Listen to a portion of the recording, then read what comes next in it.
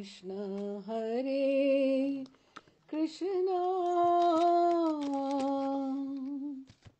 Krishna Krishna Hare Hare, Hare Ram, Hare Rama, Ram Ram, Hare Hare, Hare Krishna, Hare Krishna, Krishna Krishna, Hare Hare, Hare Ram, Hare Rama, Ram Ram, Hare Hare, Hare Krishna, Hare Krishna,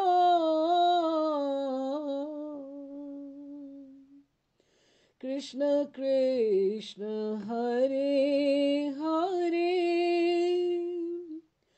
Hare Rama, Hare Rama, Ram Ram, Hare Hare, Hare Krishna, Hare Krishna, Krishna Krishna, Hare Hare, Hare Ram, Hare Rama, Ram Ram, Hare Hare, Shri Krishna Chaitanya Prabhu Nityananda, Shri Advaita Gadadhar Shivasadi Gaur Bhakta Vrinda, Shri Rupa Sanatana Bhatt Raghunatha, Shri Jeev Gopal Bhatt Das Raghunath, एही छे गोसाई कौरी चरण वंदन, यहाँ हैते विघ्नाशे अभीष्ट पुरन, अभीष्ट पुरन, अभीष्ट पुरन। राधे श्याम जी।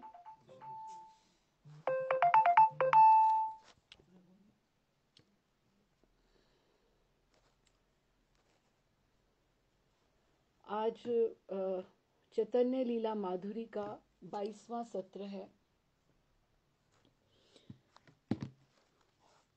प्रभु का गया धाम से आने के पश्चात, जैसा कि हमने सुना, बहुत एक बार परिवर्तन आया और सब लोग देखकर बहुत उनको आश्चर्यचकित हैं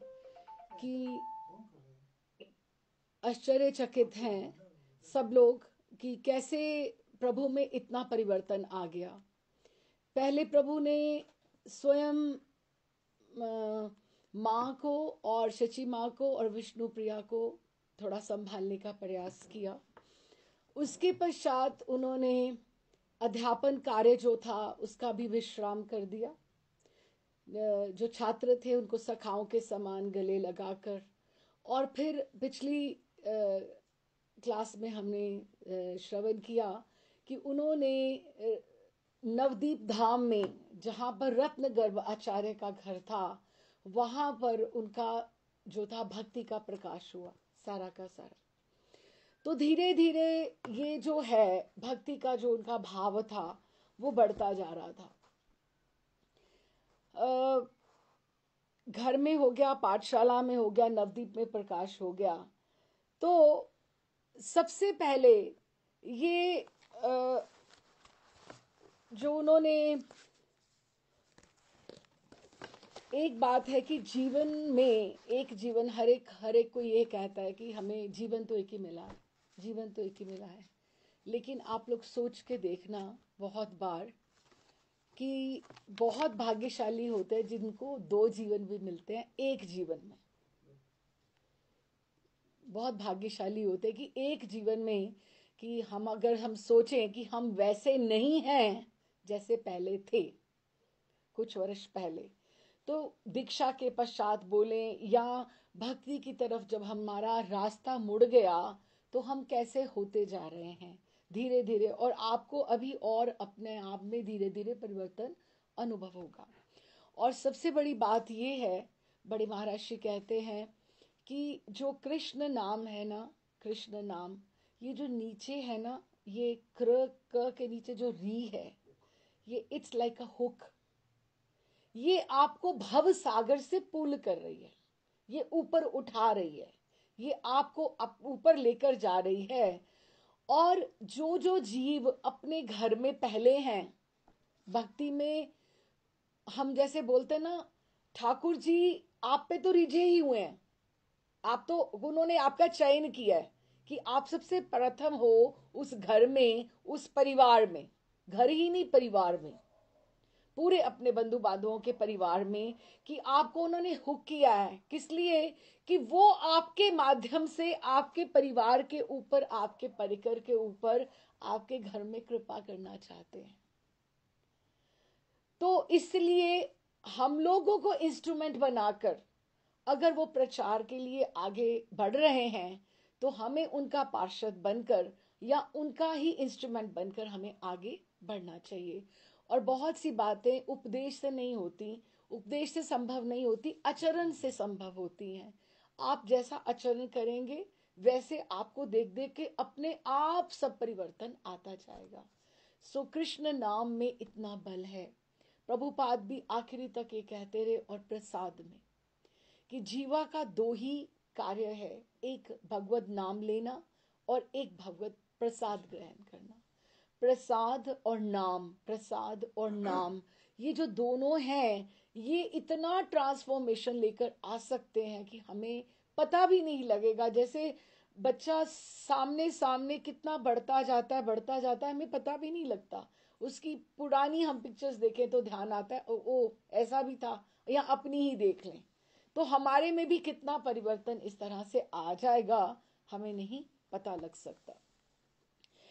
तो प्रभु का ये जो प्रकाश हो गया, तो ये उनका जैसे दूसरा जीवन, दूसरा जीवन। माँ को चिंता तो है, विष्णु प्रिया को चिंता तो है, लेकिन भक्तजन बहुत प्रसन्न है।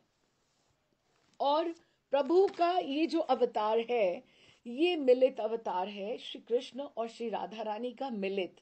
लेकिन ये प्रच्छन्न अवतार है भक्त का, भक्त अवतार। प्रभु ने खुद करके दिखाया कि किस तरह से एक कृष्ण प्रेम में एक कोई उन्मादी हो सकता है, हाँ, और संकीर्तन कैसे हो सकता है, ये उन्होंने उस भाव से ये सब दिखाया। अच्छा, अब सबसे जो प्रभु का सबसे जो शिष्टाष्टक है वो सबसे प्रसिद्ध है, जो चेतो दर्पण मार्जनम, हम सारे सब सुनते भी हैं। उसका ये भी श्लोक है, शायद तीसरा ही है। तृणादपि सुनी चेन तरोरपि सहिष्णु नाम अमानी नाम आनदेन कीर्तनिया सदा हरि। अब प्रभु साक्षात गौर हरि, निमाई अध्यापक नहीं है, गौर हरि केवल और केवल ये एक भक्त के लक्षण होने चाहिए। अगर हमने ये दूसरा जीवन प्रारंभ कर दिया है तो ये हम में लक्षण आने चाहिए। ये कौन से हैं, हम इसको अभी थोड़ा समझते हुए चलें। क्यों? क्योंकि प्रभु इसको पहले, सबसे बिगिनर, पहले वो फॉलो, अनुसरण कर रहे हैं, तो हमें भी उनके लिए ऐसा ही सोचना चाहिए कि हमें भी करना चाहिए। तृणादपि, कि तृण से भी अधिक अपने आप को हम नीचा समझे, कि हम, अब तृण की ईगो नहीं होती, अहम नहीं होता, उसको आप, उसको हवा इधर ले जाए तो इधर चला जाएगा, उठा के इधर फेंक दो तो इधर, तृण की बांति। तृणाधपि, तृण के जैसे, सुनिचेन, अपने आप को हम विनम्र, विनम्र, दैन्यता, महर्षि कहते हैं कि कोई बंगाली वैष्णव हो, आप मानो गौड़ीय वैष्णव, एक एटिकेट, महर्षि की कथा में जाइए, हमें पता लगना चाहिए कि हमें कैसे झुकते हुए जाना है, कि हमें किसी को व्यवधान नहीं बनना, कहाँ बैठना, एक वैष्णव एटिकेट, एक एक अपना गौड़ीय वैष्णव का, बंगाली वैष्णव का एक एटिकेट रहता है, अपना स्वभाव रहता है कि तृणादपि सुनिचेन, और तरोरपि सुहिष्णु नाम, और तरोरपि अर्थात वृक्ष की भांति सहिष्णु नाम, सहिष्णु नाम हो जाए। कैसे कि वृक्ष को कोई पत्थर मार दे तो भी वो उसको फल देता है, या जब वो पक जाए उसको भी वो फल देता है, कि उसका एक एक जो हिस्सा है वो कल्याण के लिए ही है, परोपकार के लिए है। सहिष्णु नाम, सहो सहो सहो, टॉलरेट करो, ये भक्त के लक्षण होते हैं। राधा गोविंद महाराज भी बहुत ये बात कहते हैं, अगर तुम भक्त हो तो अपने आप को चेक करते रहो, तुम कितना सह सकते हो, किसी का क्रोध, किसी का गुस्सा तुम कितना सह सकते हो, उसके ऊपर नियंत्रण करना सीखो। ये सब चीजें जो है ये एक भक्त के लिए बहुत आवश्यक है। फिर अमानी नाम, मान नहीं चाहिए, सम्मान नहीं चाहिए, सम्मान नहीं, कीर्ति नहीं, कुछ यश नहीं कि मैंने किया, कि वो जैसे नाम लिखवा दिया और इधर ये मैंने किया आपका, उसमें कीर्ति नहीं चाहिए। मान दें दूसरों को, अच्छा जी आप ऐसे, आप तो बहुत, जैसे महर्षि तो खैर बहुत सम्मान देते हैं सबको, सबको बहुत देते हैं, सबको सम्मान देते हुए चलेंगे, एक भक्त का लक्षण है। अमानी नाम मान देन कीर्तनिया सदा हरि, और हरि का नाम आपकी जीवा के ऊपर रहे। तो ये 5 जो है ये भक्त के प्राइमरी लक्षण हैं जो महाप्रभु ने एकदम से प्रकाश में लाने प्रारंभ किए। तृणादपि सुनिचेन, एक, तरोरपि सुहिष्णु नाम, तरु के समान, अमानी नाम, आप नीचे रहते हुए, मान देना, कीर्तनिया सदा हरि। अच्छा, अब ये जो है ये भक्तगण, दास्य, सख्य, वात्सल्य, शांत और मधुर, ये 5 रस होते हैं जो किसी के भी भक्त के हृदय में धारण वो कर सकता है। लेकिन प्रियतम की उपासना के लिए 5 भाव, लेकिन इसमें से दास्य भाव सबसे श्रेष्ठ है। किस तरह से बोलूं, तो दास्य में तो दास्य है ही, सखे भी जो होगा तो सखा के लिए तो आप कुछ करने मिटने को तैयार हो, पांव भी दबाने के लिए तैयार हो, सखा है मैं तुम्हारे लिए ये करूं, तो उसमें सखे में भी आ गया। फिर वात्सल्य, ठाकुर जी को समझना है कि मैं उनसे बड़ा हूं, तो उनके लिए वात्सल्य पूर्वक हम सेवा करते हैं, दास्य भाव से ही सेवा होती है ना। फिर शांत में तो वो परमात्मा समझते हैं, तो उसके में भी दास्य है ही है। और मधुर, मधुर भक्ति में तो सर्व अर्पण करके, सो दास्य भाव की पराकाष्ठा है 5 भावों में। जो जिसने नीचे होना नहीं सीखा, जिसने दास बनना नहीं सीखा, वो सुख प्राप्त नहीं कर सकता, उसमें अहमता ममता नहीं जा सकती। ये जो मैं, पूरी भगवत गीता इसी के ऊपर है कि अपने आप को, मतलब दुनिया भर को तो समझ लिया, अपने आप को ये समझो कि मैं ठाकुर जी का दास हूं, और उसी के लिए आगे बढ़ना है। तो ये सब भावों में दास्य भाव की है। और अखिल ब्रह्मांड कोटि नायक श्री हरि भी स्वयं अपने मुख से कहते हैं, ऐसा कोई भक्त जो ऐसा रहता है कि कृतो हम तेन चा अर्जुन, हे अर्जुन भक्तों ने मुझे खरीद लिया है, मैं उनका कृत दास, खरीदा हुआ दास।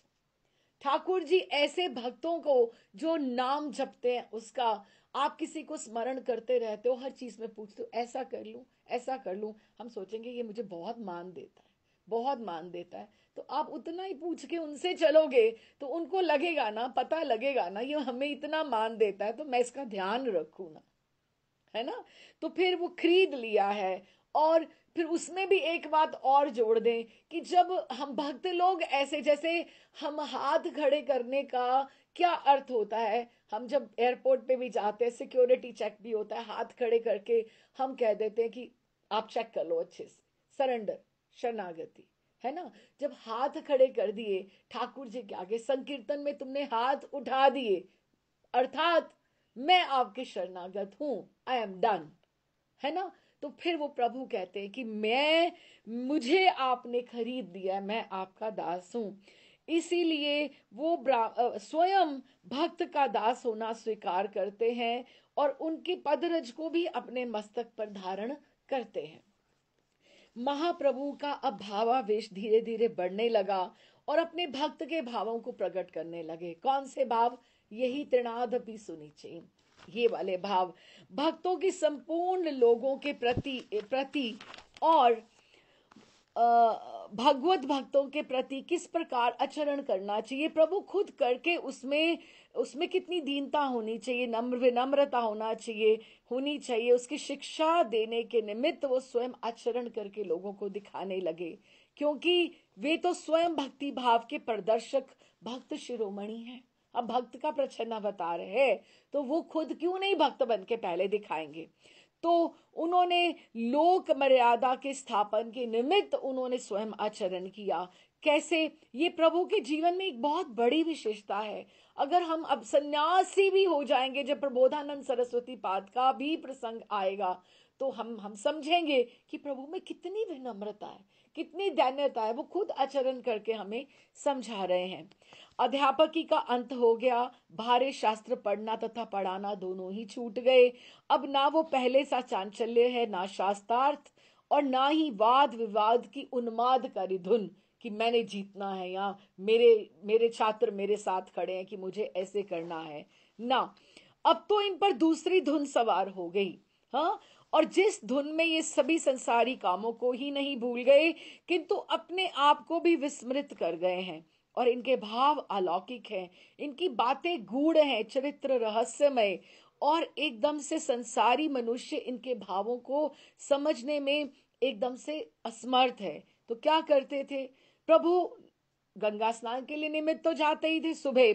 तो सब जो ब्राह्मण, अब हमने सब उनका चांचल्य गंगा तट के ऊपर पड़ा है कि किस तरह से प्रभु सबको छेड़खानी किया करते थे, कितना औद्धत्य उनका, चंचलता उनकी, कि पिताजी को भी कितनी शिकायतें आती थी और माँ को भी आती थी। और अभी रास्ते में जो ब्राह्मण दिखता, प्रभु के नेत्र डबडबाए रहते, मुकुंद मुरारी सबको बोलते कि मैंने तुम्हें बहुत परेशान किया, मुझे क्षमा करना। हाँ, ब्राह्मण वैष्णव वयोवृद्ध जो पुरुष मिलता, उनको नम्रता पूर्वक दंडवत प्रणाम करते, उनका आशीर्वाद ग्रहण करते। क्या? तरोरपी सहिष्णु नाम तृणादपि सुनिचेन, सबको वो मान देते हुए चल रहे हैं। गंगा जी पर पहुंचकर प्रत्येक वैष्णव जो खड़े हैं, बड़े हैं छोटे हैं, सबकी पदधूलि अपने मस्तक पर चढ़ाते, उनकी वंदना करते, और भावावेश में आके जो ज्यादा वृद्ध हैं, भक्त हैं, उनकी प्रदक्षिणा भी करने लगते जल्दी से। भक्तगण इन्हें भांति भांति के आशीर्वाद देते। प्रभु को ये आशीर्वाद गोलोक धाम में नहीं मिलते हैं, इसीलिए वो धराधाम पर आते हैं, क्योंकि उनको उनको लगता है कि मेरे अपने हैं, मुझे ऐसे मत समझे, मुझे आशीर्वाद दे, मैं इनका अपना हूं। कोई कहता भगवान करे आपको भगवान की अनन्य भक्ति की प्राप्ति हो, कोई कहता आप प्रभु के परम प्रिय बने, कोई कहता श्री कृष्ण आपकी सब मनोकामनाएं पूर्ण करें। सबके आशीर्वाद प्रभु सुनकर उनके चरणों में लोटपोट हो जाते, एकदम से लौट जाते, एकदम से प्रणाम करते और फूट फूट कर रोने लगते। रोते रोते कहते आप सभी वैष्णव मुझ पर मिलकर आशीर्वाद दे, नहीं तो मुझ दीनहीन कंगाल के ऊपर कौन कृपा करेगा। भागवत पुरुष बड़े ही कोमल स्वभाव के होते हैं, उनका हृदय करुणा से सदा भरा हुआ होता है। और आप अगर मेरे ऊपर कृपा नहीं करेंगे, आप मेरी मनोकामना केवल और केवल एक ही है कि मुझे कोई श्री कृष्ण से मिला दे, यही मेरा संकल्प है, और इसको कोई सफल बना दे, यही मेरे आपके सब चरणों में प्रार्थना है। घाट पर बैठे हुए वैष्णवों की प्रभु जो भी मिल जाते वही सेवा कर देते। अब आप देखो कितना विपरीत हो गया उनका।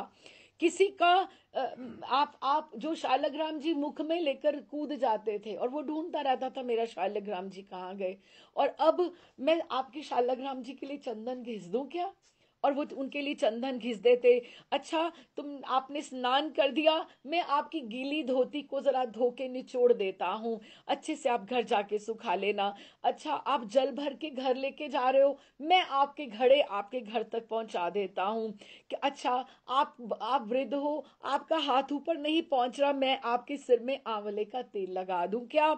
और भक्तों की सेवा शुश्रूषा करने में अधिक सुख का अनुभव करते। वृद्ध वैष्णव इन्हें भांति भांति के उपदेश देते। कोई कहता निरंतर कृष्ण कीर्तन करते रहना ही एकमात्र सार है, और संपूर्ण जीवन कृष्ण में ही हो जाना चाहिए। खाते कृष्ण, पीते कृष्ण, चलते कृष्ण, उठते बैठते। बहुत अच्छा लग रहा है कि जो तुम कृष्ण के अनुगत्य में हो। इस तरह से वृद्ध वैष्णवों के सद उपदेश को श्रद्धा के साथ श्रवण करते, उनकी वंदना करते, उनकी पदधूलि को मस्तक पर चढ़ाते और अंजन बनाकर आंखों में आंजने लगते। सब ये देखकर अब हर एक का रिएक्शन क्या था? अब सबने तो ये उनका ये स्वरूप देखा नहीं था। वो सब लोग कहते कि निमाई पंडित ये भक्त हो गया है या ये पागल हो गया है, ऐसा भी कोई करता है क्या? अब भक्त होना अलग बात है, अब लेकिन ये तो अभी टू मच हो गया, बहुत अधिक हो गया, है ना? तो अभी ऐसी भक्ति देखकर वैष्णव कहते, अच्छा, अब ग्रुप्स बन गए, जिस तरह से आस्तिक लोगों का, वैष्णव लोगों का और नास्तिक लोगों का। तो अभी वो कोई कहता नहीं माई पंडित पागल हो गया, और कोई कहता ना ना, ये तो ऐसी भक्ति ऐसे इनमें हुई है कि जैसी आज तक किसी ने देखी ही नहीं थी। ये तो कृष्ण प्रेम में मतवाले हो गए हैं, सब जीवों में कृष्ण ही कृष्ण देख रहे हैं, और वो अपने जैसे जो वो कर चुके हैं औद्धत्य, उसकी क्षमा याचना जैसे कर रहे हैं। और कोई कहता आहा, धन्य है इनकी जननी जिनकी कोख से ऐसा सुपुत्र प्राप्त सुपुत्र उत्पन्न हुआ है। इस तरह से कोई प्रशंसा कर रहा है। आप तरह तरह के लोग होते हैं, आप हर एक की। और इधर महाप्रभु की ऐसी जो विचित्र दशा, अब माँ ने समझ तो लिया कि भक्ति आवश्यक है, विष्णु प्रिया ने भी समझ लिया, अब जीवन में उतारना इतना संभव तो नहीं होता। विष्णु प्रिया की क्या आयु है, और माँ भी कैसे सोच के बैठ जाए कि मेरा जो पुत्र है वो विष्णु प्रिया को कोई सुख नहीं देखा, दाम्पत्य जीवन को निभाएगा नहीं। अब समझ तो लिया भक्ति करनी है, लेकिन अब किस तरह की भक्ति करनी, ऐसी करनी है या एकदम से छोड़ छाड़ ही देना है, सब कुछ ही छोड़ देना है। वो कभी अपने मन को समझाती है, कभी बहू की तरफ देखती हैं, वो भगवान से भगवान की तरफ प्रार्थना करने लगती, मन ही मन दुखी भी होती, दीन होकर कहती, प्रभु इस विधवा के एकमात्र आश्रय को अपनी कृपा का अधिकारी बनाओ। अब इनसे अधिक अधिकारी कौन होगा?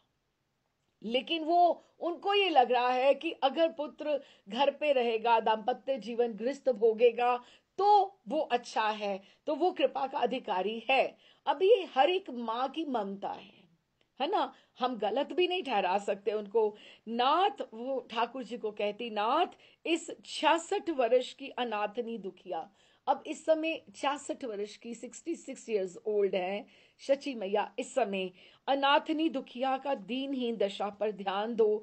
पति परलोकवासी बन चुके हैं, मैं अपने मन की बात किससे किससे मैं साझा करूं? और ज्येष्ठ पुत्र मुझको बेलत्ती छोड़कर ना जाने विश्व रूप कहाँ चला गया। अब उनको फिर वही लगने लगा कि ये विश्व रूप जैसे चला ही नहीं जाए। आशंकित तो मन उनका प्रारंभ से ही था। अब आगे पीछे एकमात्र यही मेरा सहारा है, सहारा है। इस अंधी वृद्धा का ये निमाई एकमात्र ही लाठी है। अब मैं इसके बिना नहीं रह सकती, इसे रोग मुक्त कीजिए। अब ये उन्माद जो भक्ति का ये जो रोग हो गया है, उनको लग रहा है ये रोग है, और इसको सुंदर स्वास्थ्य प्रदान कीजिए।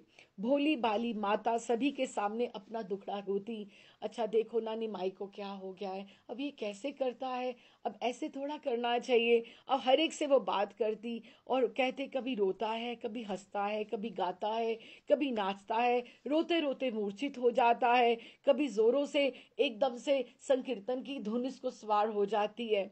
स्त्रियां अब जैसे जिसका पात्रता है, जैसे वो बात करती, वो भांति भांति की बातें कहती। कोई कहती माता जी आप बड़ी भोली हो, इसमें पूछना क्या है, ये तो वही पुराना वायु रोग है। ये जो वायु है सिर के ऊपर चढ़ गई, उन्माद हो गया इनको, समय पाकर अधिक होती जा रही है, किसी अच्छे वैद्य से इसका इलाज आप करवाओ। कोई कहती वायु रोग बड़ा भयंकर होता है, खाने के लिए तुम इसे हरे नारियल का जल दिया करो, इससे धीरे धीरे वायु रोग दूर हो जाएगा। अब जितनी जितने मुंह उतने उतनी औषधियां और उतने उन्होंने अपने उपचार बताने हैं।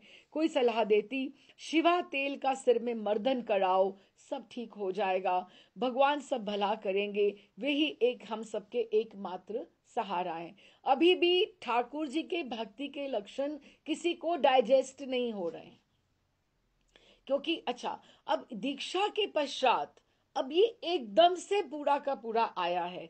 अभी आप देखो ऐसे, और दीक्षा के बाद पहले कहाँ होता, अब जब तक गुरु कृपा नहीं जुड़े, प्रेमधन उनको नहीं प्राप्ति हो, ऐसा तो कभी हुआ नहीं। अब देखो ना, अब ये जैसे बोला गया कि जो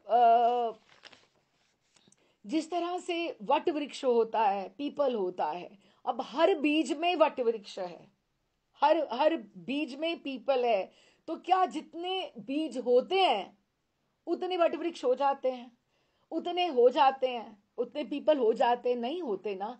अगर चाहे कौवा उसको खाकर, उसको बीट करके, उसकी विष्ठा करके अगर किसी पत्थर के बीच में भी डाल देगा, पत्थर के उसमें दरार में भी डाल देगा, तो वहां से भी पीपल, आप देखो दीवार से भी कभी पीपल निकल आता है और पत्थर से भी निकल आता है। तो ऐसे तो पड़े रहते हैं, कितने पड़े रहते हैं।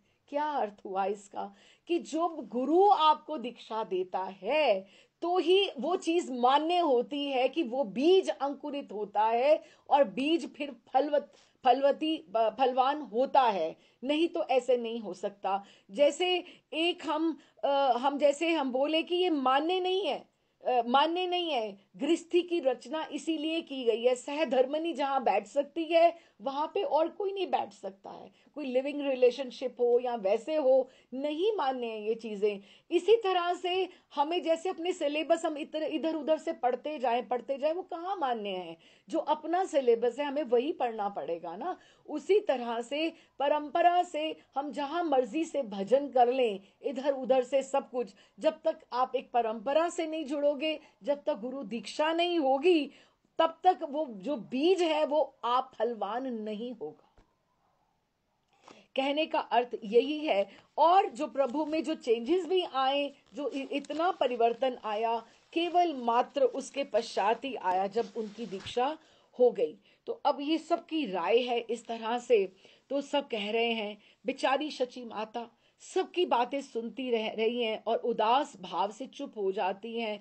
अब बच्चे को कहाँ मैं बांध के रख दूं, कहाँ मैं निमाई इतने बड़े को मैं बांध के रख दूं, कोई आयु है उसकी बांधने की। और एक तो पुत्र के दुख से दुखी, दूसरी विष्णु प्रिया का दुख, और इस तरह की पति की ऐसी दशा देखकर विष्णु प्रिया भी चिंतित हैं। उन्हें अन्न जल कुछ भी अच्छा नहीं लगता, उदासीन भाव से सदा पति के संबंध में ही सोचती रहती। शची माता के बहुत अधिक आग्रह करने पर पति ने जो खाया हुआ है उसका उच्छिष्ट थोड़े से 2-4 ग्रास खा लेती। वो भी क्षीण होती जा रही हैं, कि उनको सब अच्छा नहीं लग रहा कि ये सब क्या हो रहा है। प्रभु जब से गया धाम से आए हैं कि एकदम से कभी हंस के बात नहीं करते हैं मेरे साथ, नहीं तो वो वैसी ही बैठी रहती। अब शची माता का दुख दुगना हो गया। उनकी अवस्था अभी वृद्धावस्था है और उसके कारण उनके लिए दुख असह्य था। किंतु नीलांबर चक्रवर्ती की पुत्री, जगन्नाथ मिश्र जैसे पंडित की धर्म पत्नी और विश्वरूप और विश्वंभर जैसे महापुरुष की पुरुषों की माता के लिए ये सभी दुख स्वाभाविक ही थे। कि किसके, आप देखो कि इतने बड़े बड़े उनकी है, पुत्री है, पत्नी रही है, माँ है प्रभु की, किसको दुख नहीं आया है, किसको दुख नहीं आया है। कौशल्या ने नहीं दुख देखे, या यशोदा मैया ने नहीं दुख देखे, या देवकी ने नहीं दुख देखे। वो जो कर्म के हिसाब से चलता है वो तो चलेगा ही चलेगा। और फिर भी वे इन दुखों को सहन करने में समर्थ हो ही सकती थी। साधारण स्त्रियों का काम नहीं था वे इतने भारी भारी दुखों को वो सहन कर पाए। अब महाप्रभु की ये नव अनुराग है, उनका नया नया अनुराग है जो उनकी एकदम से, जैसे प्रिया जी का हम अनुराग की बात करें कि प्रिया जी ने जब ठाकुर जी को पहली बार दर्शन किए तो उनका अनुराग कैसे फूट के आया, उनको चैन नहीं पड़ता था, उनको चैन नहीं पड़ता था। कोई नाम सुना दे तो उनको एकदम से वंशी बज जाए तो क्या हो गया, अकुलाहट हो जाती थी। वो महाराज जी बड़ा अच्छा कहते हैं कि महाराज जी कहते हैं कि हम बड़े महाराज जी कहते हैं कि हम थैला अपना झोला उठाकर, और महाराज जी तो खैर बड़े बहुत साधारण तरह से, महाराज जी का जो उस समय का जो था, बैलगाड़ियों में भी महाराज जी लाहौर की तरफ जाया करते थे बड़े महाराज जी, जब भी कथा प्रचार के लिए और कथाएं करने के लिए। लेकिन जब हमने देखा महाराज जी को, बड़े महाराज जी को, उनका छोटा सा एक संदूक रहता था, छोटी सी उसमें ताली, और उन्होंने जनेऊ के साथ धागा बांध के उसमें एक ताली एक लगा के रखी थी। होता क्या था उसमें, अपने ग्रंथ, डायरी, अपना यही कुछ उन्होंने संभाल के वहां पे रखा होता था वहां पे महाराज जी। तो महाराज जी कहते हैं हम अपना झोला उठाकर कितना प्रचार करने के लिए जाते, क्या बोलते हैं, क्या बोलते हैं कि तुम कृष्ण नाम लो, कृष्ण नाम लो, कृष्ण नाम लो। लेकिन वृषभानु, वृषभानु जी ने बरसाने में पहरा लगा दिया है कि लाली को पता नहीं क्या हो गया, ये नव अनुराग है। अभी महाप्रभु नव अनुराग की स्थिति में है, उन्होंने पहरा लगा दिया है कि मुश्किल से तो थोड़ी सी ठीक हुई है, कुछ खाने तो दो, कृष्ण का नाम मत लेना, कृष्ण का नाम मत लेना, नाम लोगे तो लाली को पता नहीं क्या हो जाता है। कहते हम प्रचार करने के लिए हम डोलते फिरते हैं देश विदेश में, लेकिन वृषभानु जी कहते हैं कि कृष्ण का नाम ऐसा इसमें विष है, ऐसा इसमें जहर है कि तुम अगर एक बार इधर घुस गए, इसकी गली में घुस गए, तुमने यमुना के दर्शन कर लिए, तो तुम ढूंढते रह जाओगे, तुम्हारी आंखों में तुम्हें तुम्हारे पुत्र, मित्र, पति और बंधु बांधवों के, तुम्हारे परिवार के, तुम्हें रास्ता ही नहीं मिलेगा। इसलिए जिसने अगर तिलांजलि देनी है तो अब सोच के आप फिर जाओ, ये नव अनुराग, ये प्रेम करो ठाकुर से। नहीं तो कहते थे जो तुम्हें वृंदावन का रास्ता दिखाए वो तुम्हारा मित्र नहीं हो सकता। महाराज जी कहते इतनी बड़ी बात कोई ब्रिजवासी ही कह सकता है, आचार्य जिसने ये अनुभव किया है कि जिसके हृदय में कृष्ण उतर जाते, कहते एक तो ये काला परमेष्ठी मंडल, इसका रंग ऐसा कि इसके ऊपर कोई रंग ही नहीं चढ़ता, कोई रंग ही नहीं चढ़ता इसके ऊपर। तो फिर उनको ये नव अनुराग है, तो उनको उनकी ऐसी दशा विचित्र होती जा रही है, क्योंकि ऐसे भाव किसी ने देखे नहीं है, किसी ने देखे नहीं है। तो बहुत से लोग ऐसे कहते, ऐसा पागलपन तो हमने देखा नहीं, ये तो बहुत विचित्र है, भक्ति तो हर कोई करते हैं, हम भी थोड़ी थोड़ी अपने हिसाब से कर ही रहे हैं, लेकिन हमारी कहाँ स्थिति है।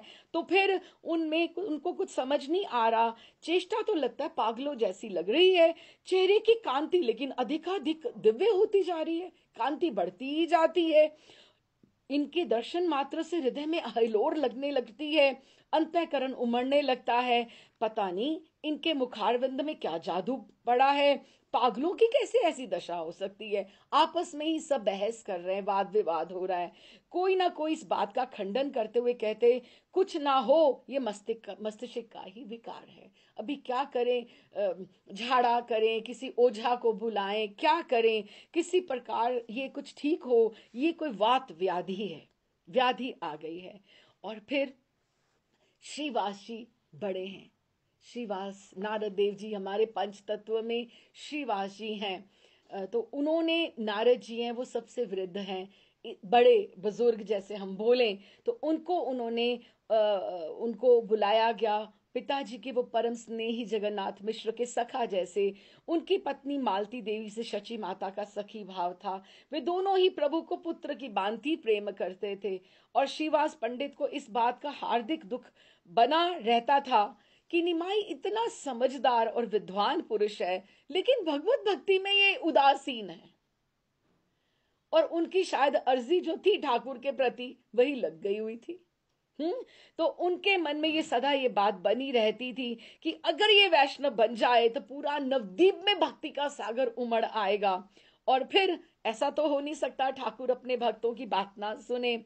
तो श्रीवास पंडित भी सबसे ये बातें सुन रहे हैं, कुतूहल हो रहा है, और वे आनंद और दुख के बीच में पढ़कर वो कुछ सोचने लगे और कहते, संभव है, हो सकता है, भक्त में ऐसे लक्षण तो नहीं देखे, जाकर देख के आऊं क्या हो रहा है, कैसे हो रहा है, शरीर का क्या पता है, शायद हो सकता है कोई व्याधि ही हो। शास्त्रों में इसे अनित्य शरीर को आगामी पाई बताया गया है, रोगों का तो ये घर ही है। लोगों के मुख से जो लक्षण सुन रहा हूं भगवत भक्तों में ही होते हैं, पर मेरा हृदय भी भीतर ही भीतर सुख तो लग रहा है, लेकिन मैं एक बार देख के तो आऊं स्वयं। कुछ भी हो चलकर उनकी दशा देखनी चाहिए, ऐसे इसीलिए वो दशा देखने के लिए अपने घर से चल दिए। और महाप्रभु जब उस समय जब उनके घर में आंगन में पहुंचे, वो तुलसी जी में जल देकर तुलसी जी की प्रदक्षिणा कर रहे थे, तो पिता के समान पूजनीय श्रीवास पंडित को देखकर प्रभु उनकी ओर दौड़े और प्रेम के साथ उनके गले गले से लग गए। श्रीवास ने प्रभु के अंगों का स्पर्श किया। प्रभु के अंगों के स्पर्श से उनके शरीर में बिजली सी जैसे दौड़ गई। अभी करुणामय अवतार है, करुणा तो ऐसे चल रही है ना साथ साथ में ठाकुर की, उनके संपूर्ण शरीर में ऐसे रोमांच जैसे हो गया। वे प्रेम में विभोर होके देखने लगे ये क्या हुआ प्रभु के। और अब आप देखो, आप बोलो कि एक सही वैष्णव की पहचान क्या है? जिसको देखकर आपका नाम चलने लगे, जिसको देखकर आपको रोमांच हो, जिसको देखकर आपको अपने प्रियतम की स्मृति आ जाए, वो वैष्णव है। हाँ, तो उन्होंने उनको एकदम से प्रभु की एकटक प्रभु के मनोहर मुख की ओर देखने लगे। प्रभु ने उन्हें आदर से जाकर बिठाया और गोदी में सिर रखकर उनको फूट फूट कर रोने लगे। शची माता भी जब श्रीवास पंडित को देखा तो उनको लगा यही यही समझदार हैं, इन्हीं से मैं सारी बात करती हूँ। उन्होंने रो रो कर प्रभु की व्याधि की बात सारी सुनाई, और पुत्र स्नेह के कारण उनका कंठ भरा हुआ था, उनसे बात नहीं हो रही थी। उन्हें लगा कि जैसे मेरा मायके ससुराल से कोई आ गया, मेरी बात का समाधान मुझे मिल जाएगा। उन्होंने सब उनको ये कहा, शांति से उन्होंने बातें सुनी। श्रीवास पंडित ने कहा, जो इसे वायु रोग बताते हैं वे स्वयं वायु रोग से पीड़ित हैं। उन्हें क्या पता ये ऐसा रोग है जिसके लिए शिव सनकादिक ब्रह्मादि योगी जन तरसते हैं। माँ, ये भक्ति योग नहीं, ये महाभक्ति योग है, ये महाभक्ति योग है। शची देवी, तुम बड़ भागिनी हो जो तुम्हारे घर ऐसा भगवत भक्त पुत्र उत्पन्न हुआ है। ये सब तो पूर्ण भक्ति के चिन्ह हैं, ये सब सात्विक विकार हैं, लेकिन तुम ये सच मानना, ऐसे सात्विक विकार किसी में नहीं हो सकते। अब आप देखो, जैसे हम प्रिया जी की भी महाभाव की स्थिति तक पहुंचते हैं, ऐसे विकार, ऐसे अभी आप सोचो, हम कभी संकीर्तन में जाते हैं, कभी कभी हमें रोमांच होता है, एकदम आनंद आता है एकदम से, कभी कभी कथा में आंसू भी आ जाते हैं, तो कभी आए, कभी एक चीज आई, कभी दूसरी आई, कभी तीसरी आई, कभी चौथी आई, रंग पीला पड़ जाना, आवाज एकदम बंद हो जाना, सब अष्टविकार इकट्ठे आ जाए तो उसकी क्या दशा होगी। अब प्रभु का नव अनुराग वो अंदर से हिलोर ले रहा है, तो वो सब देख के हैरान है, क्योंकि ऐसा तो किसी ने देखा ही नहीं है। तो जब उन्होंने कहा कि ये तो सब पूर्ण भक्ति के चिन्ह हैं, श्रीवास पंडित की ऐसी बातें सुनकर माता को कुछ संतोष हुआ कि किसी को बुलाने की आवश्यकता नहीं। अधीर भाव ने प्रभु ने श्रीवास पंडित से कहा, आज आपके दर्शन से मुझे परम शांति हुई। सभी लोग मुझे वायु रोग बताते थे पंडित जी, मैं भी इसे वायु रोग ही समझने लगा था, और मेरे कारण विष्णु प्रिया और माता जी को जो दुख होता था, इसके कारण मेरा हृदय भी फटा जाता था। यदि अगर आप आज मुझे आकर आश्वासन न देते और मुझे ना ये कहते कि मुझ में ये भक्त के चिन्ह है, तो आप सच मानना, मैं गंगा जी में डूबकर अपने प्राणों का परित्याग कर देता। मुझे आप जैसे भक्त ने एक उद्घोष कर दिया कि ये वायु रोग नहीं है, ये भक्ति रोग, ये भक्ति है, ये और कोई उन्माद नहीं है। आप सब लोग मेरे बारे में बांती बांती बातें करते हैं, लेकिन आपने मुझे बचा लिया, नहीं तो मैं सच में मुझे ये कोई बताने की कोशिश करे मुझे ये प्रॉब्लम है, ये कोई समझे ना, तो उसको लगे कि नहीं, ये they don't understand me, let me just go away from here. लेकिन उनको ये लगा श्रीवास ने आकर मेरा एक बार हाथ पकड़ लिया, तो अभी अभी आगे क्या? श्रीवास पंडित ने कहा, मेरा हृदय बार बार कह रहा है आपके द्वारा संसार का बहुत बड़ा उद्धार होने वाला है। आप ही भक्तों के एकमात्र आश्रय और आराध्य बनेंगे। आपकी इस अद्वितीय और अलौकिक मादकता को देखकर तो मुझे ऐसा प्रतीत हो रहा है अखिल कोटि ब्रह्मांड नायक अनादि पुरुष श्री हरि ही धरती के ऊपर अवतीर्ण होकर आपके रूप में आए हैं और अविचार का विनाश करते हुए आप भगवान नाम संकीर्तन का प्रचार करने वाले हैं। श्रीवास जी ने जब ये उनके प्रांगण में ये बैठकर ये बात करी, विष्णु प्रिया स्तब्ध, मां स्तब्ध कि ये अभी ये क्या स्थिति। उनको बार बार विश्व रूप की बातें ध्यान में आता कि अब ये भी चला जाएगा, अब ये क्या होगा। पर एक बार उनको ये लगा कि नहीं, सब कुछ ठीक है, अभी मेरी आंखों के सामने है। प्रभु ने अधीरता के साथ कहा, हाँ, कि मैं तो आपके पुत्र के समान हूं, वैष्णवों के चरणों में मेरी अनुरक्ति हो, ऐसा मुझे आशीर्वाद दीजिए। आवरण डालते जाते हैं। उन्होंने कहा कि आप आराध्य बनेंगे, आप ये हैं, हरि होकर आए हैं। कहते नहीं, मैं तो आपके संपुत्र के समान हूं, साथ ही पर्दा डालते जाते हैं एकदम से कि कोई समझे ना, प्रसन्न अवतार है ना, तो मैं आपके पुत्र के समान हूं, बस आप मुझे आशीर्वाद दीजिए कि वैष्णवों के चरणों में मेरी अनुरक्ति हो। श्री कृष्ण कीर्तन के अतिरिक्त मुझे कुछ अच्छा ही नहीं लगे, यही मेरी अभिलाषा है। सदा प्रभु प्रेम में विकल होकर मैं बस ठाकुर के लिए रोऊं, मुझे और कुछ भी नहीं चाहिए, यही मेरा मन कहता है। श्रीवास पंडित ने कहा, आप ही ऐसा आशीर्वाद दें जिससे इस प्रकार का थोड़ा बहुत आप जैसा पागलपन, आप जैसी भक्ति हम में भी आ जाए, प्राप्त हो जाए। यही दैन्यता है। वो उनको मान देते हैं, अमानिदा मान देन, अपने आप को नीचे रख के दूसरों को मान देना। तो आपकी भांति प्रेम में पागल हुए लोक बहारे बनकर उन्मत्तों की भांति हम भी आपकी तरह उन्मत्त होकर नृत्य करें। इस प्रकार बहुत देर तक इन दोनों ही में विशुद्ध अंतःकरण की बातें होती रही। अंत में वो प्रभु की अनुमति लेकर श्रीवास पंडित अपने घर को चले आए।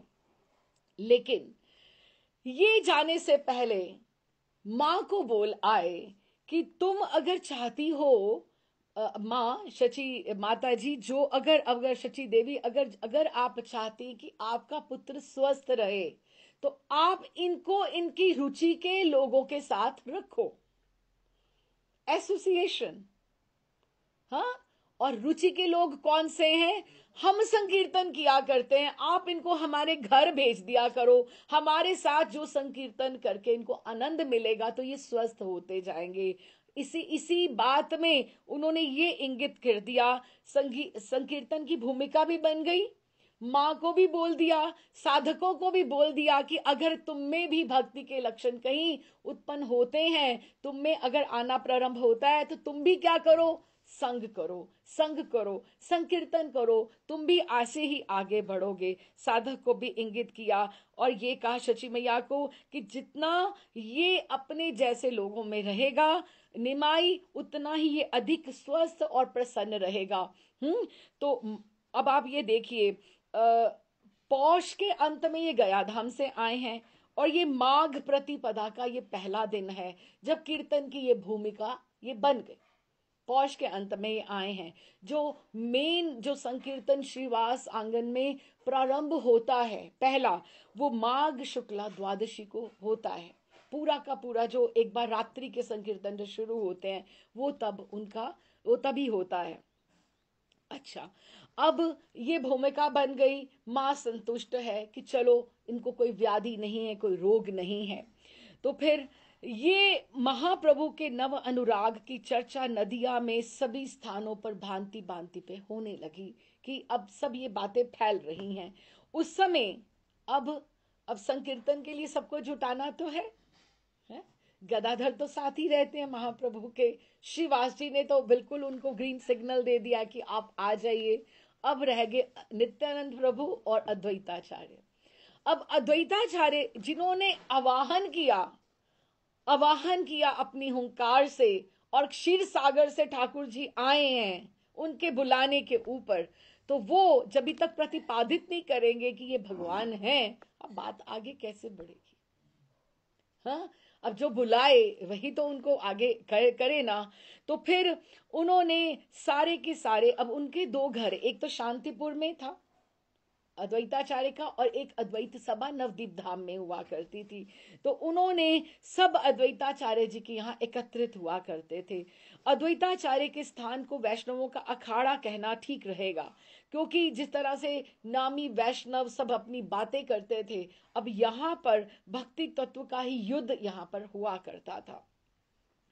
और महाप्रभु के ये नूतन बातों के ऊपर भी वाद विवाद होने लगा, क्योंकि ऐसा भक्ति का भाव, शास्त्रार्थ देखा, बात करी, लेकिन भक्ति का भाव ऐसा ऐसा किसी ने देखा ही नहीं था। अधिकार और उनको ये लग रहा था, सबको ये लग रहा था, हम इतनी देर से भक्ति में हैं, ये हमारी ऐसी दशा नहीं हुई तो हमारी तो दुर्दशा है ना। उनको अपनी दुर्दशा पे आंसू आंसू आ रहे हैं। जैसे महाराज जी कहते हैं कि अभी कोई आके वृद्धा बोल दे कि महाराज जी मैंने 108 भागवत सुनी है, तो वो महाराज जी कहते कहते ये प्रसन्नता की बात नहीं है, ये तो तुम्हें सोचने की बात है कि इतनी इतनी सुन के भी तू यही है ना। कि वो तो एक बार में परीक्षा जी चले गए, है ना। जब जब ये तो प्रॉब्लम वाली बात है, ये तो रोग वाली बात है। अब यहाँ जो इकट्ठे हो रहे हैं वो कहते हैं अगर वो भक्त है, ये भक्ति है, तो हम क्या कर रहे हैं अभी तक। ये भी तो बात है ना। उनको अपनी दुर्दशा पर आंसू आने लगे, लेकिन वो भक्ति वो आई नहीं अभी, क्योंकि जब तक क्रंदन नहीं आएगा, अपना जब पता नहीं लगेगा, कनेक्शन नहीं होगा, तब तक आपको कैसे समझ में आएगा। अधिकांश वैष्णव इसी पक्ष में थे कि उनको तो ये लग रहा था कि ये वायु रोग है। अब ये भी तो एक क्वेश्चन है ना। अब श्रीवास जी ने तो बोल दिया, वो निमाई पंडित कोई कहता है भक्ति का वेश है, उसके हृदय में प्रेम का पूर्ण प्रकाश हो गया है, उसकी चेष्टाएं अलौकिक है, उनके मुख का तेज ऐसा है, प्रेम का उन्माद है, और कोई कारण दिखाई भी नहीं देता। लेकिन कुछ अभी भी भक्ति के विपक्ष में थे कि नहीं, ये भक्ति नहीं हो सकती, ऐसी भक्ति हमने देखी नहीं, हम तो कब से इस रास्ते पे चल रहे हैं, हमने तो नहीं ये ऐसा सब कुछ किया। अब उनका कथन ये था कि ऐसी दशा पंडित की एक जैसी एकदम से कैसी हो सकती है। कल तक तो वे देवी देवता और भक्त वैष्णवों की खिल्लियां उड़ाते थे, सहसा उनमें इस प्रकार का परिवर्तन होना असंभव है। जरूर फिर ये वायु रोग ही है। कोई सच में मानने को तैयार नहीं है, और चेष्टाएं पागलों जैसी हैं। उनकी सबकी बातें सुनकर अभी प्रतिपादित कौन करेगा। अद्वैताचार्य प्रतिपादित करेंगे। फिर उनकी ये सब बातें सुनकर अद्वैताचार्य ने सबको संबोधित करते हुए गंभीरता के साथ कहा, भाई वो सबसे वृद्ध है। आपको पता है इस समय 70 वर्ष के हैं अद्वैताचार्य जी, उनके सब बाल पक गए हैं, श्वेत हैं उनके, वो 70 वर्ष के हैं। हाँ, तो आप लोग जिन निमाई पंडित के संबंध में बातें कर रहे हो ना, उन्हीं के संबंध में मेरा भी एक निजी अनुभव सुन लीजिए। उनको सबको उन्होंने चुप करके बिठा दिया। तुम लोगों को ये बात तो विदित है कि मैं भगवान को प्रकट करने के निमित्त नित्य गंगा जल से और तुलसी से श्री कृष्ण का पूजन किया करता हूँ। गौतमी तंत्र के इस वाक्य के ऊपर पूर्ण विश्वास है मुझे कि तुलसी दल मात्रेन जलस्य चुलुकेन वा विकृणिने ते स्मात्मान भक्तेभ्यो भक्तवत्सला, कि तुलसी पत्र ठाकुर जी के चरणों में चढ़ाने में बहुत महिमा है। हर वैष्णव को अपना नियम बनाना चाहिए। घर में हमारे तो राधा रमन जी ही शालग्राम जी स्वरूप हैं। हाँ, नहीं तो गौर हरि के चरणों में, महामंत्र के चरणों में, ठाकुर जी के चरणों में, कहीं आप शालग्राम जी को, तुलसी अपने हाथ से आपके घर में चढ़ती है बात अलग है, आपके हाथ से चढ़नी चाहिए। जो तुम करोगे, तुलसी में जल तुम्हारी पत्नी दे देगी तो तुमने थोड़ा दे दिया। हमें करना चाहिए, हमें अपना खुद करना चाहिए। और तुलसी दल, ये कौन बोल रहा है, तुलसी दल मात्रेन जलस्य, कि आप तुलसी धो के आप डालो ठाकुर जी को, एक वो इतने में प्रसन्न हो जाते हैं। कितनी छोटी सी डील है ठाकुर जी के साथ। अर्थात भगवान ऐसे दयालु हैं कि वे भक्ति से दिए गए हुए और एक चुल्लू जल तथा एक तुलसी पत्र के द्वारा ही अपनी आत्मा भक्तों को दे देते हैं। ये अद्वैताचार्य बोल रहे हैं। और एक और बात, जब ठाकुर जी को स्नान कराएं, ठाकुर जी का चरणामृत हो, हाँ, उसका उसका पान करने से घूंट भर अगर हम उसको ले लें तो अकाल मृत्यु नहीं होती। वो भी थोड़ा सा हमें सोचना चाहिए कि थोड़ा सा उसका आपको जल का पान करना चाहिए। तो इसी वाक्य पर विश्वास करके मैं तुम लोगों को बार बार आश्वासन दिया करता था कि भगवान आएंगे, मेरी पूजा चल रही है, मेरी पूजा चल रही है। लेकिन वो प्रतीक्षा ही कर रहे थे। उनको भी इशारे तो बहुत मिल रहे थे, ये हो रहा है वो हो रहा है, लेकिन अभी वो देख रहे हैं अभी तो कुछ ढंग का कुछ हुआ ही नहीं है, जिसके लिए तो इतना मैंने समारंभ किया। तो उन्होंने कहा कल एक श्रीमद् भागवत गीता का एक श्लोक मेरी समझ में नहीं आया, उसका अर्थ। इसी चिंता में रात्रि में बिना भोजन किए सो गया। ये अद्वैताचार्य जी बता रहे हैं वो वैष्णवों को सबको। स्वप्न में क्या देखता हूं कि एक गौर वर्ण के तेजस्वी महापुरुष मेरे समीप आए और मुझसे कहने लगे, अद्वैत जल्दी से उठ, जिस श्लोक में तुझे शंका थी ना उसका अर्थ यूं है, बैठ मैं तुम्हें बताता हूं। अब तेरी मनोकामना पूर्ण हो गई है, जिस इच्छा से तू निरंतर गंगा जल और तुलसी से मेरा पूजन करता था ना, वो इच्छा अब सफल हो गई है, अब शीघ्र ही प्रकाशित होने वाली है। अब तुम्हें भक्तों को अधिक आश्वासन नहीं देना होगा कि अभी होगा होगा, मैं इतने वर्षों से पूजा कर रहा हूं, मैं आ गया हूं। हम थोड़े ही दिनों में नाम संकीर्तन प्रारंभ करने वाले हैं, जिसकी घनघोर ऐसी फैलेगी, तुमुल ध्वनि, तुमुल मतलब जैसे दुमदुमी बज जाती है, ऐसा संकीर्तन, तुमुल ध्वनि से दिशा विदिशाएं कंपित हो जाएंगी, ऐसा संकीर्तन कभी ना किसी ने सुना होगा। खोल करताल झांझ मंजीरा सब बजेगा और हाथ उतोलित बुझाए होके संकीर्तन होगा। इतना कहने पर उन महापुरुष ने अपना असली स्वरूप दिखाया। वे और कोई नहीं थे, वो तो शची नंदन थे, और ये विश्वंबर ही मुझसे ये सब बात कह रहे थे। जब उनके अग्रज जब विश्वरूप मेरे यहाँ पढ़ने आया करते थे तो ये उन्हें कभी कभी बुलाने आते थे, और उनको देखते ही मेरा मन इनकी तरफ आकर्षित होता था। लेकिन मैं हमेशा सोचता हूं कि इन ये मैं ही क्यों आकर्षित हूं, ये मुझे बताए ना मैं वही हूं। इन्होंने तो कभी बताया नहीं कि मैं वही हूं, कि जिसको आपने बुलाया है कि मैं वही हूं, मैं क्यों अपनी अटकलें लगा रहा हूं। अब ये रात को मेरा स्वप्न आ गया और मेरा मन इनकी तरफ आकर्षित होता था। आज स्वप्न में उन्हें देखकर ये बात स्पष्ट हो गई। इतना कहते कहते वृद्ध आचार्य का गला भर आया और वे फूट फूट कर बालकों की भांति रुदन करने लगे। भगवान की भक्त वत्सलता का स्मरण करके हिचकियां भर भर कर रो रहे हैं कि जिसके लिए मैंने इतने बरसों देखो, ठाकुर जी 22 23 24 वर्ष के तो हो गए हैं, है ना, 23 वर्ष के तो हो गए हैं, तो उससे पहले का कर रहे हैं, उससे पहले का ये कर रहे हैं, अनुष्ठान कर रहे हैं। तो इनको रोना आ गया कि मेरी ये जो प्रार्थनाएं थी सफल हो रही हैं। और उनकी ऐसी दशा देखकर अन्य वैष्णवों की आंखों में भी आंसू निकलने लगे। सभी का हृदय प्रेम से भराया। अच्छा, ये वही है जिसके लिए आप तप कर रहे थे, आपने हमें बताया था। सभी वैष्णवों को इस भावी उत्कर्ष का स्मरण करके आनंद में गोता लगाने लगे। हम इतने भाग्यवान, हमारा नवदीप इतना भाग्यवान, हम लोग कौन हैं, सबको एकदम से एकदम भाग्यवान हैं। सब बहुत सी बातें होने लगी और वैष्णव सब सोचते बात करते हुए घरों को चले गए। और इधर महाप्रभु की दशा अब विचित्र सी होने लगी। उन्हें अब श्री कृष्ण कथा और वैष्णवों के सत्संग के अतिरिक्त दूसरा विषय रुचिकर ही नहीं प्रतीत होता था। वे सदा गदाधर गदाधर के संग में ही रहते थे, अन्य किसी भक्त के साथ भगवत चर्चा नहीं करते थे। एक दिन प्रभु ने गदाधर पंडित से कहा, गदाधर, आचार्य अद्वैत परम परम भागवत वैष्णव है, चलो, वे नवदीप के भक्त वैष्णवों के शिरोमणि और आश्रयदाता हैं, चलो आज उनके यहाँ चलकर उनकी पदरज से अपने आप को पावन करते हैं। अब वो भी तो वो अद्वैताचार्य चाहते हैं कि मेरे आने पर आए हैं तो मेरे पास आए ना, फिर वहां से आगे तो यहां तक नहीं आ सकते क्या, यहां तक नहीं आ सकते। ये प्रेम है, प्रणय, और फिर देखना आगे कलह भी हो जाएगा दोनों का। अच्छा, अब ये दोनों गौर और गदाधर, गौर और गदाधर, और आपको पता है नवदीप धाम में नवदीप धाम में गौर, और जैसे हम राधा कृष्ण का प्रियालाल जी की सेवा करते हैं ना, नवदीप धाम में गौर गदाधर की सेवा होती है। बहुत से मंदिरों में आपको गौर गदाधर मिलेंगे, ठीक है।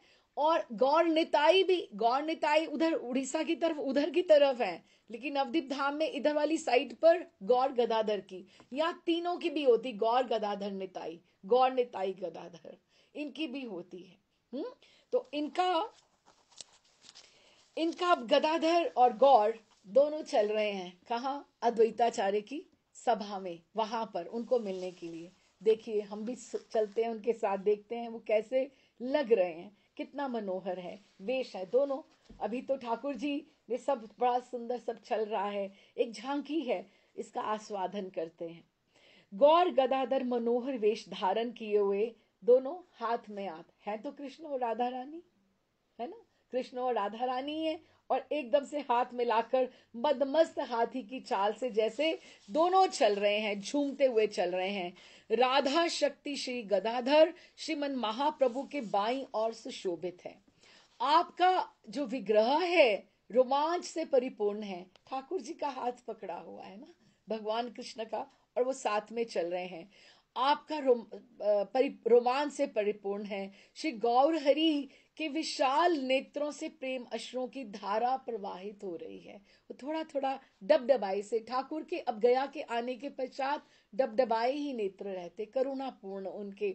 हाँ, और मुखारविंद से श्री कृष्ण नाम उच्चारण हो रहा है।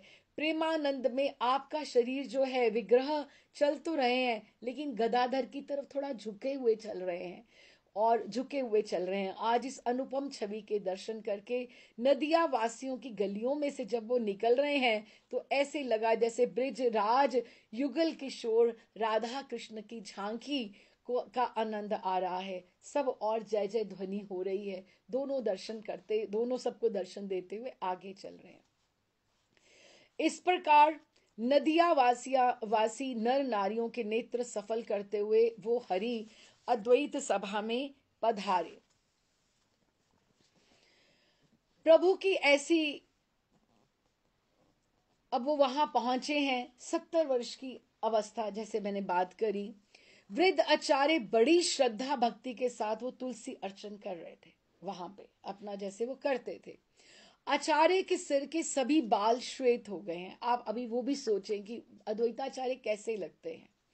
उनका स्थूल काया है, थोड़ी बड़े हैं, थोड़े भारी हैं। उनके तेजोमय मुखमंडल पर एक अपूर्व प्रकार की आभा विराजमान है। महाविष्णु है, भगवान शिव और विष्णु का समावेश है, तो आभा तो होगी उनकी। तो फिर वे अपने सिकड़े हुए मुख से शुद्धता के साथ गंभीर स्वर में स्तोत्र पाठ कर रहे हैं। मुख से भगवान की स्तुति के मधुर श्लोक निकल रहे थे, और आंखों से अश्रुओं की धारा बह रही थी। उन परम भागवत वृद्ध वैष्णव के ऐसे अपूर्व भक्ति भाव को देखकर प्रभु जैसे ही वहां पहुंचे, और उनको देखकर, क्योंकि उनके मन में तो वही चल रहा था, वही चल रहा था कि अगर आए हैं तो वो हुंकार उन्होंने करी, एकदम से उन्होंने हुंकार गर्जना उन्होंने की। और जैसे ही जब उन्होंने प्रेम मत होकर हुंकार गर्जना की, और उनकी हुंकार सुनते ही रसिक शेखर गौर भगवान भक्त राज को देखकर वो स्वयं मूर्छित हो गए। कौन?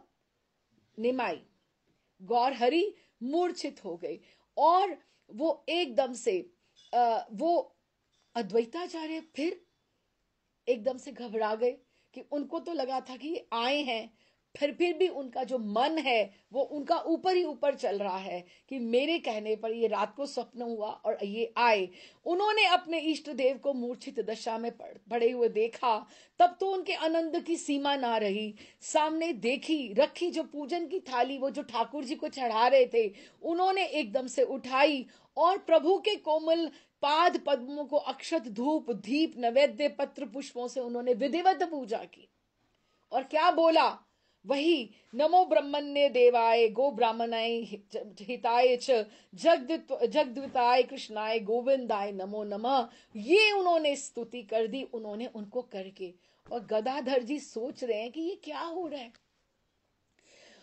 उन इतनी भारी ज्ञानी महापुरुष को एक बालक के चरणों की पूजा देख आश्चर्य में चकित होकर गदाधर ने क्या कहा, आचार्य आप ये क्या अनर्थ कर रहे हैं? इतने भारी ज्ञानी मानी और वयोवृद्ध पंडित होकर आप एक बालक के चरणों की पूजा करके आप उसके ऊपर पाप चढ़ा रहे हैं, आप पाप चढ़ा रहे हैं। गदाधर की ऐसी बातें सुनकर हंसते हुए आचार्य अद्वैत ने उत्तर दिया, गदाधर तुम थोड़े दिनों के बाद इस बालक का महत्व समझ जाओगे और जान जाओगे ये कौन है। सभी वैष्णव इनके चरणों की पूजा कर अपने को कृतकृत्य समझा करेंगे। अब तुम मेरे इस कार्य को देखकर आश्चर्य करते हो, कालांतर में तुम्हारा ये भ्रम स्वतः दूर हो जाएगा। अब पूजा तो हो गई, वो आए भी, फिर ठाकुर जी ने फिर पर्दा डाल दिया। प्रच्छन्न अवतार है ना, भक्त का है, अभी वो अपने आप को प्रकाशित नहीं करना चाहते।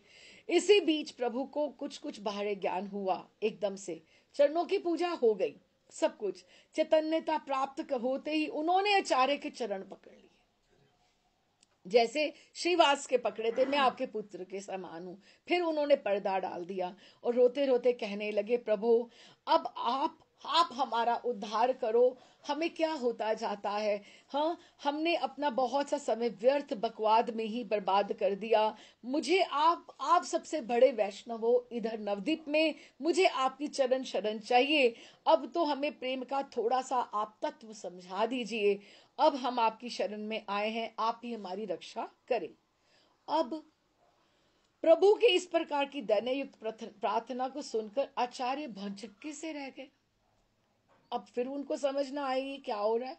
उनको तो लग रहा था कि वो मैं प्रतिपादित कर दिया, मैंने तो सब कुछ कर दिया, रह गए और कहने लगे, प्रभु अब आप मेरे सामने अपने को बहुत ना छिपाइए। इतने दिन तक तो आप छिपे छिपे रहे, अब और कब तक छिपे रहने की इच्छा है? अब तो आपका प्रकाश का समय आ चुका है। प्रभु ने दीनता के साथ कहा, आचार्य आप हमारे माता पिता तथा गुरु के स्थान पर हैं, आपका जब तक अनुग्रह नहीं होगा हमें कृष्ण प्रेम की प्राप्ति कैसे होगी। आप ऐसा आशीर्वाद दीजिए कि हम वैष्णवों के सच्चे सेवक बन सके और सेवक हम बन सके। और उन्होंने जब ये बातें कही, उन्होंने जब उनको ये बातें कही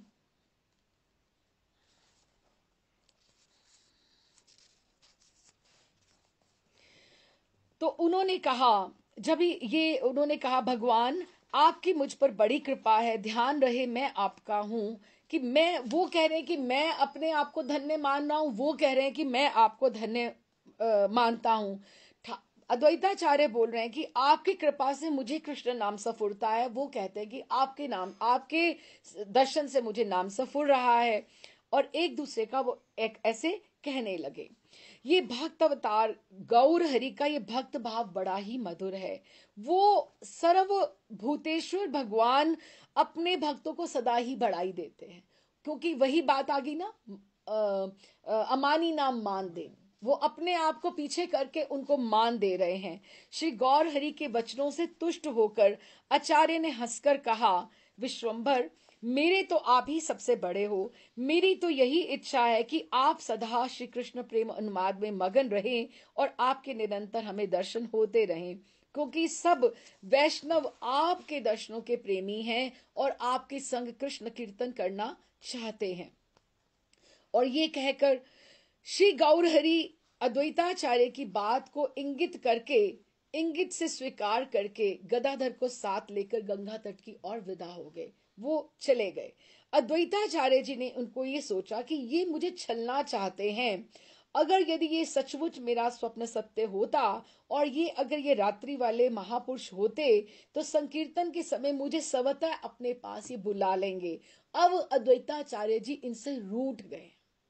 इनसे रूठ के उन्होंने ये कहा, क्या कहा कि मेरा जो भाव इनके प्रति है ये तो अच्छा है, गदाधर ही बस वहां थे जो उन्होंने देखा, नहीं तो यहाँ पर तो कुछ और ही हो जाता। तो अभी जब तक ये मुझे अपने आप नहीं बुलाएंगे मैं नवदीप धाम में वास नहीं करूंगा, क्योंकि मेरा इनको देखकर अपने ऊपर नियंत्रण जो है मेरा मैं खो देता हूं। तो ये जब तक मुझे संकीर्तन के समय सबता अपने पास नहीं बुला लेंगे मेरा नवदीप में रहना ठीक नहीं है। ये सोचकर वे नवदीप छोड़कर शांतिपुर में अपने घर में चले गए। और इन्होंने अपने, क्योंकि वो शीघ्र प्रकाश चाहते हैं, क्योंकि वो तो इसी हट में लगे हुए हैं ना, और इन्होंने भी शांतिपुर वास किया। मन ही मन ये प्रतिज्ञा कर ली, जो मैं इनका सच्चा सेवक हूं, अगर ये मेरी हुंकार से मेरी प्रार्थना से आए हैं, मेरे सच्चे स्वामी हैं, तो केश पकड़कर मुझे बुलाएंगे, अपने आप बुलाएंगे। आचार्य परवर आप धन्य हैं कि अब आप देखो, पूजा भी कर दी, बुला भी लिया, सब कुछ हो गया, लेकिन आपकी सब बातें श्री हरि को स्वीकार हैं। कारण कि महाप्रभु का ये वरदान है कि जो जीव अद्वैताचार्य जी का इतना भी आश्रय लेगा, अद्वैताचार्य जी को मानेगा, जो भी मानेगा, चाहे वे चराचर में कोई भी हो, मेरा भी अपराधी क्यों ना हो, फिर भी मैं उसके ऊपर कृपा करूंगा, क्योंकि अद्वैताचार्य के मैं अधीन हूं। वो मुझे बुलाने वाले हैं, वो मुझे प्रतिपादित करने वाले हैं। फिर भला आपका तो कहना ही क्या। आचार्य जी का चरित्र बड़ा गंभीर है, हम कलिग्रस्त जीव उसको नहीं जान सकते, उनको बारंबार प्रणाम है। कली काल के जीवों के लिए, दीनहीनों के उद्धार के लिए उन्होंने ठाकुर जी का अवतार कराया है, और वो अब खुद ही उनसे अभी रूठ कर वो शांतिपुर चले गए हैं। कर्मशय अब श्री गौर हरि का संकीर्तन यज्ञ अब प्रारंभ होना है, अब होना है। कृपामय अब ये सब गौर भक्त धीरे धीरे इकट्ठे हो रहे हैं, और भुवन मंगल इस संकीर्तन यज्ञ में ही श्री हरि का आत्म प्रकाश होगा।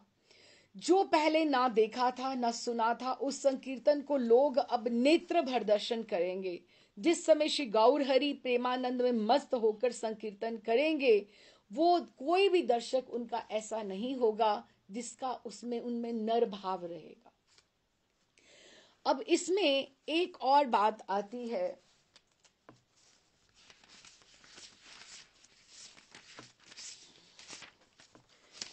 संकीर्तन ही क्यों, कुछ और भी तो किया जा सकता है।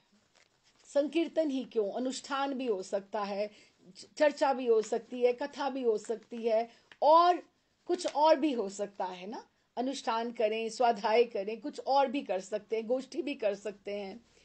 लेकिन ये संकीर्तन के विषय में महाप्रभु का जो एक ये पहला श्लोक है शिष्टाष्टक का, चेतो दर्पण मार्जनम भव महादावा अग्नि निर्वापनम श्रेय कैरव चंद्रिका वितरणम विद्यावधु जीवनम अनंदम बुद्धि वर्धनम प्रतिपदम पूर्णामृतम स्वादनम सर्व आत्मस्नपनम परम विजयते श्री कृष्ण संकीर्तन। कि इससे परे, संकीर्तन से परे हरि नाम जप भी अच्छा है, जप एकांतिक, लेकिन आप जब संग में हो तो फिर संकीर्तन, तो उसमें संकीर्तन की है। अर्थात कली काल में पापी तापियों को श्री कृष्ण संकीर्तन का ही एकमात्र आधार है। कैसे, अब देखो, चेतो दर्पण मार्जनम, हम समझ के चलें, ये बहुत इंपॉर्टेंट शिष्टाष्टक है। जैसे हमने त्रिनादपि सुनी चेन का करा, तो ये पहला श्लोक है, चेतो दर्पण मार्जनम। हमारे चित्त में ठाकुर हमारे अंतःकरण में बैठे हुए हैं, लेकिन हमें उनकी रूप माधुरी लीला का हमें प्रकाश हो रहा। इसीलिए हमारे चित्त रूपी जो दर्पण है, जैसे कोई दर्पण अगर जितना दूषित होगा, क्लियर नहीं होगा, तो उसमें जो प्रतिबिंब ठाकुर जी का वो कैसे दिखाई देगा। और ये संकीर्तन ही ऐसा है, चेतो दर्पण मार्जनम, कि जितना हम अधिक जप, इतना जितना अधिक संकीर्तन करते जाएंगे, तो ये मल जो जन्म जन्म का दुष्ट संस्कार है, कितनी योनियों से हमने जो एकत्रित करके रखा है, वो जो मल है वो एकदम से निकल जाएगा, उसका मार्जन हो जाएगा। चेतो, चित्त के दर्पण को मार्जन करने के लिए क्या है? हरिनाम संकीर्तन है, ये आवश्यक है। और भव महादावा अग्नि निर्वापनम, निर्वापनम कैसे? कि भव, वैसे तो देखो जंगल की आग को कोई नहीं बुझा सकता, आप कितना बीसियों पानी लगा लो, आप ट्यूब से लेके बाल्टियों से आप पानी से जंगल की दावा अग्नि को आप कर सकते हो? नहीं कर सकते ना। लेकिन ये जो भव, ये जो संसार की दावा अग्नि, कौन, किसको प्रॉब्लम्स नहीं है, किसको चैलेंजेस नहीं है लाइफ में? सबकी जितने फेसेस हैं, जितनी आवाजें हैं, उतने ही प्रारब्ध बनाए हैं ठाकुर ने। सबकी अलग अलग चैलेंजेस हैं, सबके अपने अलग अलग हैं। ये भव महा, देखो, भव, भव सागर, महा दावा अग्नि, ठाकुर जी कह रहे हैं ये जो संसार है ना, हम इसको बड़ा कंफर्टेबल समझ रहे हैं, कंफर्ट जोन में हम बैठे हुए हैं, लेकिन ये भव महादावा अग्नि है। और इसको, इसका निर्वापनम का, इसके से निर्वाण का क्या है? जब तक कृष्ण नाम संकीर्तन का मेघ नहीं बरसेगा, निर्वापनम वो नहीं होगा, ये अग्नि शांत नहीं होगी। सो भव महादावा अग्नि निर्वापनम, कि जब तक इस संसार रूपी दावा अग्नि में जलते हुए हृदय को शीघ्र शीतलता अगर प्रदान करना है, तो यही संकीर्तन ही करना होगा। और हमें पता भी नहीं लगेगा, जिस तरह से धीरे धीरे धीरे धीरे हमारे चित्त रूपी, जैसे गुरुदेव देते हैं, नाम देते हैं, तो धीरे धीरे जप करते करते हमारे में कितना बदलाव आता जाता है, आता जाता है। इस तरह से ये मेघ की वर्षा हो रही है, ये ठंडी फुहार पड़ रही है, आपका बिल्कुल वो जो निर्मल हो रहा है मन, तो धीरे धीरे धीरे धीरे भूले बिसरे। अब आप ये सोचना, महाराज श्री शिशुभूति कृष्ण कहते, महाराज जी कहते होते थे कि जब भी आप भजन पे बैठते हो ना सवेरे, तो एकदम से पुरानी पुरानी बातें याद आती हैं। ओ अच्छा, वहां मैंने 100 का नोट रखा था, महाराज जी कहते थे वहां मैं 100 का नोट रखा था। वैसे सुबह सुबह इतनी बातें याद आएंगी आपको बैठे बैठे भजन में, कि ये ऐसा, आज मुझे ये करना है, कल मुझे ये, आज ये जरूर कर लेना है। तो कहते कभी भूली भूली बातें, बातों में कहीं भूले भूले ठाकुर भी याद आ जाएंगे। क्यों? जब तुम्हारा हृदय जो है वो भजन से अगर जब निर्मल हो जाएगा तो। श्रेय कैरव चंद्रिका वितरणम, विद्यावधु जीवनम। श्रेय किसको बोलते हैं? मंगल, मंगल, तुम्हारा मंगल रूपी कैरव बोलते कुमुद। कुमुद, कुमुद कब? सूर्य को देख के कमल खिलता है, और कुमुद जो है रात्रि में खिलता है चांद को देख के। तो संकीर्तन क्या है? मंगल रूपी तुम्हारे हृदय का जो कमल है, स्मृति का जो कमल है जिसमें ठाकुर जी आने वाले हैं, उसको खिलाने वाला कौन है? चंद्रिका वितरणम, वो चांद की किरणें संकीर्तन की जब तुम्हारे में आएंगी, वो धीरे धीरे तुम्हारा नाम का विस्तार होता जाएगा, तो तुम्हारा हृदय खिल जाएगा और तुम्हारा चित्त निर्मल हो जाएगा। विद्यावधु जीवनम, आज तक तुमने जो पढ़ा है वो व्यर्थ है, जब तक तुम्हें भक्ति प्राप्त नहीं हुई। तुम्हारी ऐसी विद्या जैसी वधु का जो जीवन, वो जो प्राण है, वो जो श्रृंगार है, वो तुम्हारी भक्ति है। अगर उसमें तुमने भक्ति, जैसे आगे भी एक बार आएगा, आगे आएगा, कि जिसने ठाकुर का नाम पढ़ लिया उसको कोई शास्त्र पढ़ने की कोई आवश्यकता ही नहीं है ना। तो विद्यावधु जीवनम, ये जो श्रृंगार है कि श्री कृष्ण संकीर्तन अनेक कल्याण रूपी कुमुदनियों से प्रस्फुटित करने के लिए पूर्ण चंद्रमा है, और ये विद्या रूपी वधु का जीवन है, अर्थात इससे ही तुम्हारी विद्या की सार्थकता है।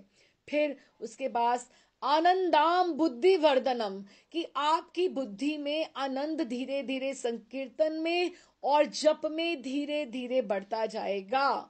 धीरे धीरे अभी हमें प्रयास करना पड़ रहा है, फिर स्वतः आपको इसमें आनंद आना प्रारंभ हो जाएगा। उसमें प्रयास नहीं, स्वाभाविक हो जाएगा, आपका स्वभाव बन जाएगा, नाम एकदम से स्फुरित हो जाएगा। आनंदाम बुद्धि वर्धनम, पल पल पल पल आपका बढ़ता जाएगा। प्रतिपदम, कैसे बढ़ेगा? जैसे प्रतिपदा का चंद्रमा होता है, जैसे वो छोटा सा होता है, फिर शुक्ल पक्ष में फिर धीरे धीरे धीरे धीरे बढ़ता बढ़ता फिर वो पूर्ण चंद्रमा हो जाता है। प्रतिपदा प्रतिपदम पूर्णा अमृतम स्वादनम, जैसे वो ऐसा चांद तुम्हारे हृदय में खिल जाएगा जिसके लिए तुम्हारा जो हृदय है तुम्हारा एकदम से निर्मल हो जाएगा। श्री कृष्ण संकीर्तन रूपी आनंद रूपी समुद्र को बढ़ाने वाला है ये संकीर्तन, और पद पद में पूर्ण अमृत का आस्वादन करने वाला है। फिर सर्व आत्मनम स्नपनम, अर्थात जैसे तुम एक ग्रास तुम लेते हो, एक ग्रास लेते ही तुम्हारी आंखों में भी थोड़ी सी हिम्मत आ जाती है, हाथों में भी, टांगों में भी, कि आपकी सारी इंद्रियां पुष्ट होनी प्रारंभ हो जाती, तुम्हें रस भी आ जाता है।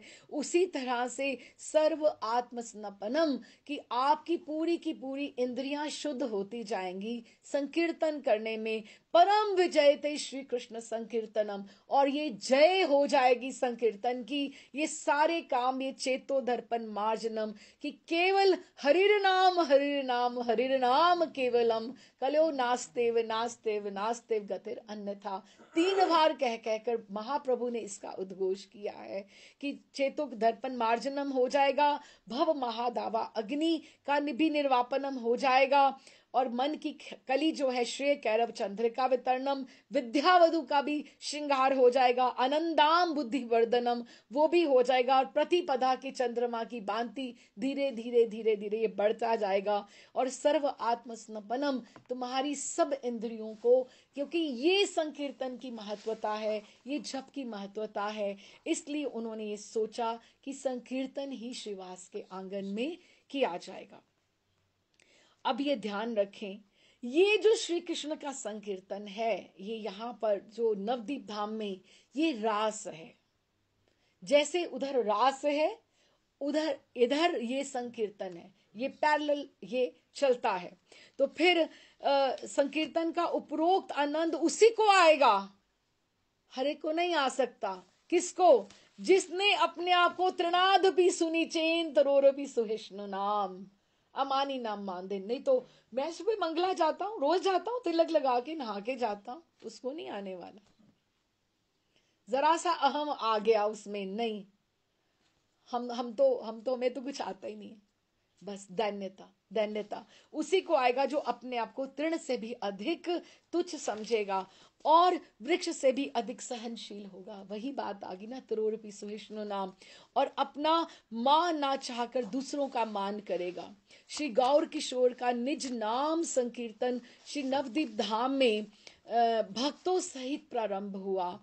या समय गौर सुंदर मधुर स्वर से हरिनाम संकीर्तन करते थे, वह समय भुवन मंडल की श्रीवास आंगन में तो जो होता था वो अलग बात है। भुवन मंडल की कामनी वृंद विमोहित होकर ब्रजांगनाओं को की दशा को वो प्राप्त कर लेती थी जब ये संकीर्तन हुआ करता था। अब हम उस संकीर्तन में क्या क्या होगा, अब हम उसमें प्रवेश कर रहे हैं। अब आप ये सोचो, ये कैसी लीला है, ये महाराज की लीला है। संकीर्तन को छोटा नहीं समझना। फिर नाम संकीर्तन करते थे जब भी वो, तो ऐसा आकर्षण जैसा श्री कृष्ण चंद्र की वंशी में था वही गौर हरि की ध्वनि में था, वही नाम संकीर्तन की, वही गौर गोपाल के श्री कृष्ण महामंत्र संकीर्तन में समझना चाहिए। निमाई चांद के श्रीमुख से हरिनाम श्रवण करके सूर्य नारायण की गति भी अवरुद्ध हो जाती थी और सदा गतिमय वायुदेव भी अपनी चाल भूल जाते थे, पवन भी रुक जाते थे, देवराज इंद्र भी अपने सहस्त्र नेत्रों से प्रेम अश्रुओं की वर्षा करते, धराधाम का सौभाग्य मानते कि यहाँ कलयुग में ऐसा संकीर्तन नवदीप धाम में हो रहा है। कली पावन अवतार विश्वंभर, तभी विश्व को संकीर्तन से भरने के नाम से ही उनका नाम विश्वंभर हुआ, संकीर्तन से ही उन्होंने भर दिया। तो फिर उन्होंने कली पावन श्री विश्वंभर के श्री मुख निसृत मधुर संकीर्तन निनाद को श्रवण कर सप्त ऋषि गण प्रेम में स्वेदान्वित हो जाते थे। सप्त ऋषि टकटकी लगा के श्रीवास के आंगन में वहां खड़े हो जाते थे। आकाश में आकर हम देखें पहले कि ये है क्या, किस तरह का संकीर्तन वहां हो रहा है। ध्रुव भक्त अपने लोक में नृत्य करने लगते और ब्रह्मा जी धैर्य छोड़कर जय जयकार करते हुए प्रेम में मग्न हो जाते। ऐसे श्री कृष्ण संकीर्तन की जय हो। श्री गौर किशोर के श्री कृष्ण संकीर्तन का प्रभाव जो कुछ भी कहा जाए वही थोड़ा है। कारण ये कि श्री कृष्ण संकीर्तन का ऐसा ही महात्म्य है। इसके अतिरिक्त जो कुछ भी लिखा गया है, कहते बहुत बहुत ये जो बहुत बहुत भक्तों ने लिखा है, कितने ही श्लोक लिखे गए हैं, लेकिन अगर हम ये समझें कि एक दिन, हाँ, एक दिन जैसे अपने मित्रों के साथ, साथियों के साथ बात करते हुए कृष्ण संकीर्तन का प्रभाव बताते गौर हरि कहने लगे कि भाइयों, एक नाम में वह बल है जो कोटि साधनों में होना दुर्लभ है। एक नाम में है। श्री कृष्ण संकीर्तन जड़ चेतन सबका उद्धार करने में समर्थ है। उसी समय एक ब्राह्मण कुमार ऐसे सुन रहा था। वो आकर बोला कि आप तो इतनी निमाई प्रभु, आप इतनी महिमा नाम की कह रहे हैं, परंतु वास्तविक रूप में तो ऐसा देखने में नहीं आता। नाम तो जब सब करते हैं, ऐसा तो देखने में नहीं आता। श्रीमन महाप्रभु सुनते सुनते हरे कृष्ण हरि हरि बोलते हुए उसको जवाब नहीं दिया। आप देखो छोटी सी बात से क्या समझने को मिलेगा। तो उन्होंने हरि हरि कहते हुए तत्काल उठकर गंगा तट पर गए और स्नान करके अपने आप को पवित्र किए कि इसने नाम के प्रति अपराध किया। हम किसी की भी निंदा सुन लेते हैं, हम किसी के बारे में भी गलत बोल देते हैं, तो प्रभु नाम की जब उन्होंने महिमा का किसी ने ऐसा खंडन किया तो प्रभु तत्काल उसी समय गंगा। और इसका भी प्राय क्या हुआ, यदि वो ये भाव कि भक्त लोगों को कभी भी अभक्त के मुख से श्री भगवान भगवत नाम तथा भगवान के भक्तों के बारे में निंदा नहीं सुननी चाहिए। धाम के बारे में कोई गलत कहता है, ठाकुर जी के बारे में, गुरुदेव के बारे में, ये बहुत बड़ा अपराध है। और यदि केवल सुन लें तो गंगा स्नान करके या ऐसे एकदम से प्रायश्चित अगर सुनने में आ गई तो उसका प्रायश्चित करना चाहिए। एक दिन गौर किशोर गोपी भाव में मग्न होकर, और किससे किससे लेना चाहिए, संकीर्तन का भाव लेना चाहिए, ये भी महाप्रभु ने दर्शाया। हम भी पात्रता ग्रहण कर रहे हैं, वातावरण का हमने समझा, संकीर्तन ही क्यों करना है हमने वो भी समझा, किस भाव से करना है ये भी समझा। एक दिन गौर किशोर सब अपने साथियों के साथ, गदाधर प्रभु और सबके साथ कहते हैं, चलो आज भगवान शिव को मना के आए, उनसे गोपी भाव की प्रार्थना करने चलें और भक्त वृंदों से कहें, चल कर कहते हैं चलो कल्याण करता श्री शंकर जी का पूजन कराएं, उनसे बड़ी गोपी कोई नहीं है। श्री पशुपति के पूजन से अवश्य ही हमें भगवान कृष्ण नंद नंदन अवश्य मिलेंगे और हमारे सब दुख दूर हो जाएंगे। किसी को भी छोटा मत समझें, भगवान शिव वैष्णव नाम अग्रगण्य है, उनको साथ लेकर चलें, उन्हें प्रणाम करते हुए संकीर्तन में प्रवेश करें। ये कहकर गौर किशोर ने पूजा की थाली लगाई, सुंदर अपने भक्तों के संग लेकर भगवान शिव का पूजन किया और भक्त मंडली के सहित अच्छे से उनको जाकर भगवान नंद नंदन की प्राप्ति के लिए उनको प्रार्थना की। ये हम संकीर्तन की भूमिका जुड़ा रहे हैं। और कहते जिस प्रकार यशोदानंदन ने, श्री कृष्णचंद्र ने ब्रज धाम में गोवर्धन की लीला करी है, ये महाराज की लीला है संकीर्तन की। तो कहते कि जैसी उन्होंने गोवर्धन लीला करी है ना, और वही प्रकार शची नंदन ने, गौर भगवान ने गोवर्धन धारण किया है। किस चीज का? श्रीमन महाप्रभु के अंतरंग भक्तगण ही जानते हैं। ये चक्र है नाम जप और नाम संकीर्तन का। ये गोवर्धन एक भक्त के सिर के ऊपर जब ये चलता है ना, किसी भक्त का अनिष्ट नहीं हो सकता। ये गोवर्धन चलता है, ऊपर। आप कभी मत सोचना कि आप किसकी छत्र छाया में बैठे हो, आप गिरिराज जी की छत्र छाया में हो। अगर आपके हाथ में माला झोली है, भगवान शिव, अगर महाराज शिव भी कहते थे, इतनी परिस्थितियां आ जाएं, इतनी तुम प्रॉब्लम्स में हो, सब कुछ गलत हो रहा है तुम्हारे साथ, सब अनिष्ट ही अनिष्ट दिखाई दे रहा है, फिर भी तुम्हारा अगर भजन चल रहा है ना, तो सच मानना अन्नपूर्णा और भगवान शिव गौरी तुम्हारे दरवाजे पर बैठे, चौखट पे बैठे तुम्हारा मंगल की याचना कर रहे हैं। तुम अपना प्रारब्ध भोग रहे हो, लेकिन वो तुम्हारा प्रारब्ध काटने के लिए तैयार है। क्यों? वो तुम्हारे भजन की रक्षा कर रहे हैं। भजन करना कोई इतना सरल नहीं है। हम ये सोचते हैं, प्रभुपाद कहते हैं इतनी फीस्ट हो रही हैं, संडे के प्रोग्राम्स हो रहे हैं, ठाकुर जी का श्रृंगार, कहाँ से इतनी महंगी महंगी पोशाकें आ रही हैं, कितना कौन कौन सब्जी ले रहा है, कौन ये बना रहा है, इतनी कुकिंग हो रही है, इतनी गोष्ठी हो रही है, सोशलाइजिंग हो रही है, क्या हो रहा है? लेकिन the whole business is to chant chant and chant, Hari नाम हरि नाम हरि नाम। और यही सुदर्शन चक्र है और यही गिरिराज जी है। क्या बोलते हैं, बहुत सुंदर उन्होंने बोला, यही बस पढ़ के विश्राम करते हैं। उन्होंने कहा ये गोवर्धन धारण की लीला है संकीर्तन की, परंतु इसको श्रीमन महाप्रभु के अंतरंग भक्त ही जान सकते हैं। अब वही लीला रसिक पाठक वृंद के कल्याण आर्थ हम लिख रहे हैं। कहीं से कुछ मुझे अच्छा मिल रहा है, मैं प्रकाशित करने की प्रयास कर रही हूँ कि हमें उसमें से हमें क्या प्रेरणा मिली। अपने आप को, कभी तुम्हारे हाथ में माला झोली है, तुम्हारे मुख में, जीवा में तुम्हारे ठाकुर का नाम है, कभी कम मत समझना कि तुम्हारे ऊपर कम कृपा है। जिस समय कहते कलयुग रूपी इंद्र, और कलयुग रूपी इंद्र, कौन कलयुग? ये कलयुग रूपी इंद्र है, कलयुग है जिसमें हम बैठे हैं, ये इंद्र है। और कुमति रूपी इंद्राणी, कुमति जब ये गलत विजडम जो हमारे में आ जाती है, इंद्राणी को साथ लेकर कामदेव रूपी मेघ वर्षा करने लगे, और क्रोध रूपी वज्र डालता हुआ लोभ मोह रूपी पत्थर वर्षा करके, द्वेष रूपी भयंकर वायु चलाकर धैर्य धर्म रूपी वृक्षों को जड़ से उखाड़ता हुआ भक्तगण रूपी ब्रिजवासियों को घोर पीड़ा पहुंचाने लगा। उस समय ये कौन? हमारी पंच तत्व, ये अद्वैत प्रभु, श्रीवास, नित्यानंद प्रभु, ये सारे के सारे, जैसे वो ब्रिजवासियों की प्रार्थना को सुनकर ठाकुर जी ने गिरिराज उठाया था, अब ये पंच तत्वों ने, इन लोगों ने सबने मिलके हमारे लिए हरि नाम यज्ञ संकीर्तन का इन्होंने उठाना है। और यशोदा नंदन ही शचि नंदन के रूप में प्रकट हुए हैं, और भक्ति रूपी गोवर्धन है, भक्ति रूपी गोवर्धन को उठाकर, वही मैं कह रही हूं कि भक्ति रूपी गोवर्धन हमारे सिर पर अगर है, हरि नाम की वंशी जब बजती है, तो सब भक्त रूपी ब्रिजवासी भक्ति रूपी गोवर्धन के नीचे बुलाकर उनकी रक्षा करते हैं।